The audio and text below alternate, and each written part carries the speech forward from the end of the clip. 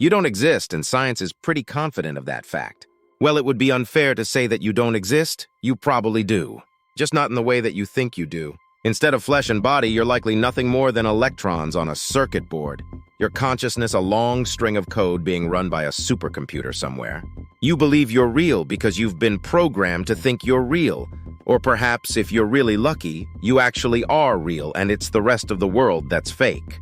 But wait, let's back up a second because we can already feel some of our audience's heads spinning. Simulation theory is exactly what it sounds like. Our universe, and perhaps our very selves, is nothing more than a simulation being run by an advanced computer of some sort. You might be tempted to turn to computer engineers for an answer to the simulation theory question, but it turns out that spiritual gurus may have a better grip on the ultimate answer than a scientist or engineer. After all, spiritual gurus dedicate themselves to the study and development of the spiritual side of life, seeking to understand the fundamental question of why do we exist at all. The problem with turning to scientists for an answer on simulation theory is, simply put, that any evidence they can discover to disprove the theory could itself be simulated. Perhaps religion and spiritualism can give us a better perspective on the question if we are real or not, and religion has some very uncomfortable clues that we might in fact be simulated. Eastern religions have a staggering amount of evidence supporting that we in fact live in a simulation. One of the Buddha's most well-known teachings is as follows: all phenomena are like reflections appearing in a very clear mirror, devoid of inherent existence. In essence, this perfectly describes any video game. Everything you see in a video game may look real and have a real effect on a character inside the video game, but it is all ultimately not real to any observer outside of the video game itself. If you log into Fortnite and someone shoots directly at you, the real you behind the screen is completely unharmed by the digital bullets being shot in your direction. Even more disturbing is the ultimate goal of Buddhism, nirvana. Nirvana is the ultimate spiritual goal of a Buddhist practitioner, and only achieved by rising above the three poisons, greed, aversion, and ignorance. Once you accomplish that task, you are rewarded by being freed from the constant cycle of rebirth, where you live and die a series of lives meant to act as teaching experiences. Achieving nirvana leads to parinirvana, or the final nirvana, an afterlife for souls that have been freed from the Hindu and Buddhist cycle of rebirth. What happens here is indescribable, and the human brain cannot understand it, so there is nothing known about it. At a glance, Buddhism's nirvana seems much like the carrot-and-stick core ideology of any religion. Do good and be rewarded with good. Do bad and get the stick by being forced to live yet another life in our imperfect world. Yet for a computer gamer, the entire concept of nirvana has a disturbingly quest-like feature reminiscent of any computer game. It even comes with a respawn feature, just like you would respawn in a game over and over again until you succeed by overcoming the obstacle in front of you. Imagine a game of Super Mario with Mario respawning over and over in front of the bottomless pit he can't quite get the hang of jumping over, until he does one day and continues on his way. Buddhism's nirvana seems to point at one of several possibilities for why we even live in a simulation, which we'll get to soon. But first, what do other religions say? In the Hindu tradition, life is believed to be nothing more than a dream of Vishnu, and every single human being, along with all of their history, triumphs, and defeats, nothing more than a minuscule portion of the fabric making up that dream. When Vishnu awakens, we will cease to exist, no different than if we were being simulated by a computer and the simulation ended or the computer shut off. Christianity, Judaism, and Islam, whom all share the same God, don't have as obvious links to the possibility of the universe being simulated. But they do share a belief in a monotheistic God who created us to have a personal relationship with him directly. The concept of a single God in control of the entire universe is no different than the concept of a super-intelligent AI creating a simulated universe and then populating it with simulated life. Religion, especially Eastern religion, seems to have strong links to simulation hypothesis. But what does science say? Well, the most important thing to remember is that if our simulators wished to hide the fact that we were living in a simulation from us, then we would never be able to find out, as any evidence proving it could be simply edited, and any evidence disproving it could be itself simulated.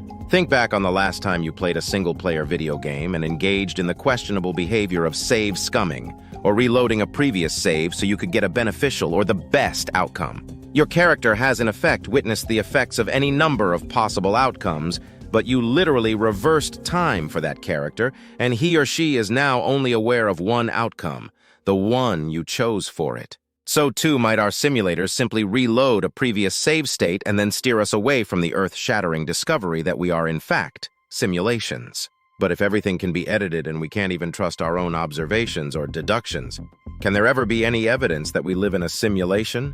Well, yes, possibly. One piece of evidence, and it's definitely not good if you like to think you are a real flesh and blood person, comes from simple probability.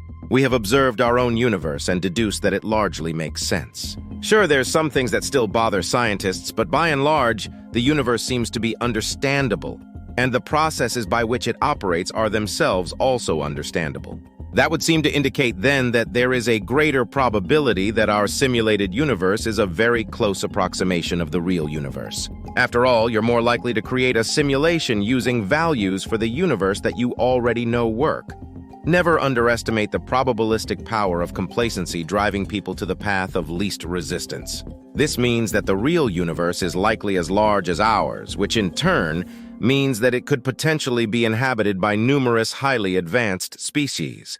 Yet no matter how many real, unsimulated beings inhabited the real universe, the ability to condense information onto a computer means that by sheer numbers alone, the number of simulated minds are inevitably exponentially greater than non-simulated minds. That gives you pretty crap odds of being real. But this is a rather imperfect argument as it relies on a number of values that we simply can't ever have precise data on. The real universe might in fact be tiny compared to our simulated universe. Our vast, seemingly infinite universe could be nothing more than a fantasy dreamt up by a super-intelligent species stuck in a boring, mundane universe that's no bigger than a few solar systems. Consider the popularity of movies, books, and video games set in exciting worlds that are vastly different than our boring, mundane Earth. Intelligence seems to yearn for novelty and is easily bored by its own everyday reality. So the real argument here might be that if our universe is simulated, then the real universe is far more mundane than ours. Physics might offer better clues to the true nature of our universe. In a computer simulation, what you can see is limited by the resolution of the program, and if you look close enough, you discover the individual pixels that make up each image. In our world, atoms share very similar properties with pixels, as we know that atoms make up everything in our material world. Yet atoms themselves are made up of even smaller particles known as elementary particles, such as gluons and quarks, with the latter being the smallest particle we know of. If our universe is simulated, then why add unnecessary complexity by increasing the resolution of our simulation down to the level of quarks?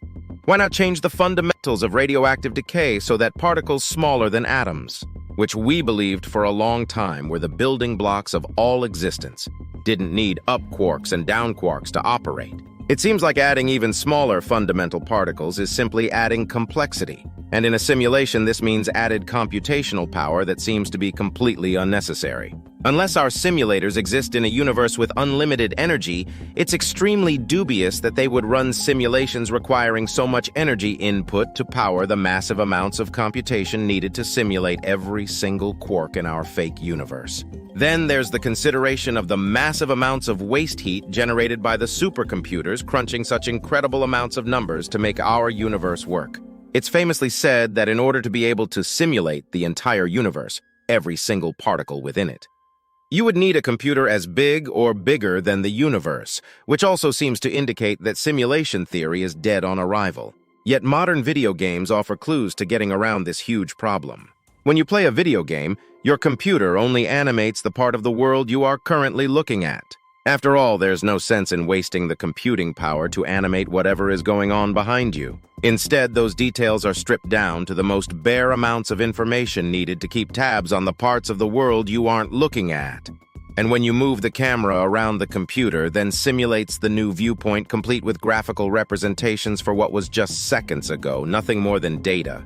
You've all experienced what happens when a video game isn't coded optimally to do this, or when your computer is getting old and slow and games you play stutter or hang often as the computer struggles to turn data into graphical representations. So if our universe is simulated, one way to get around having to constantly track every single molecule, atom, and quark in existence is to simply not load those objects until needed. Like when scientists start cracking atoms open to discover what lies inside of them. Not only would a simulation rarely need to devote the computing power to simulate atoms or quarks, because we are, after all, rarely ever interacting with them in a direct way, but it could completely ignore these elements when they aren't necessary. Until the invention of the microscope, our simulation would have had no need to simulate every single individual cell, bacteria, or virus, as we were completely oblivious to their existence and had no way of detecting them. Right now, our simulation doesn't need to simulate the weather systems of every single planet in the universe. It only needs to run localized simulations in the very, very small areas of our own solar system we've explored, like a few dozen miles around our Mars rovers, for example. In essence, it's the classic question of, does a tree falling in a forest make any noise if nobody is around to hear it? Only in this case, the tree makes no noise and doesn't even fall because there's no need to waste computer power simulating any of that if nobody is around to hear or see it. Therefore, you wouldn't need a computer the size of the universe to simulate the universe itself. You would only need a computer with enough computing power to simulate the very small parts of the universe being directly observed. But there is a fundamental problem with this, too. Because as our technology develops and as humanity expands into the stars, both our observations of and interactions with greater and greater parts of the universe will increase, requiring more and more computing power to keep the simulation running smoothly. We will interact more and more with fundamental particles, too, not just in research but through application of our technology, which will mean our simulation will need to begin accurately simulating exponentially greater and greater amounts of data. And one single slip-up on the computer's part could give the whole thing away, which leaves us with a frightening possibility. What if through our own technological expansion and growth throughout the universe as a species, we bring about our demise by simply crashing the program we've been running on this whole time? Of course, our simulators could simply pause the simulation as we near this point and install new hardware to accommodate our growth. Or they could just end it, instantly erasing you from existence and start over from scratch. Perhaps then our greatest piece of evidence for why we are not living in a simulation is simply thus: it would be the single most immoral act in history to even create such a simulation in the first place. After all, once you have reached the technological sophistication to simulate a mind, that mind is itself no different than a real, biological one. It simply runs on silicon rather than flesh and blood. Even our allegedly real brains operate on electricity, with our flesh and blood nothing more than the materials the hardware is made of. Because a simulated mind is no different than a real mind, then creating a simulated being is in effect creating a living being, who exists in your universe in the form of electrons on silicon chips. You would simply be tricking that mind into believing it existed in a different universe than it really does. And you would be allowing it to grow, find a mate, breed, and create more simulated minds. Those minds would in turn also reproduce, creating even more simulated minds, so on and so on for as long as the simulation ran. In time, you would face an inevitable choice. When do you turn the simulation off and commit the greatest genocide in the universe's history? Real or fake? You would have to turn it off too, because eventually you would run out of materials to build the hardware your computer needs to continuously expand its computing power in order to keep up with the exponentially increasing amount of simulated minds, or you would run out of energy to power your computer. Eventually, even your own real universe would end, and along with it the trillions of simulated minds you had been nurturing inside your simulated universe, making you the greatest mass murderer in any history, simulated or real. Then, of course, there's always the chance of a stray accident shutting down your simulation or destroying your computer.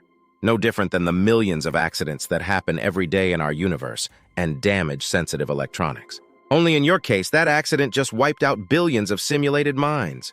Maybe even more depending on how long you allowed the simulation to run. Once more, you have become the greatest mass murderer in history because you created the simulation in the first place. Such an act is so unthinkably immoral that perhaps it is the greatest evidence for why our universe is in fact not simulated.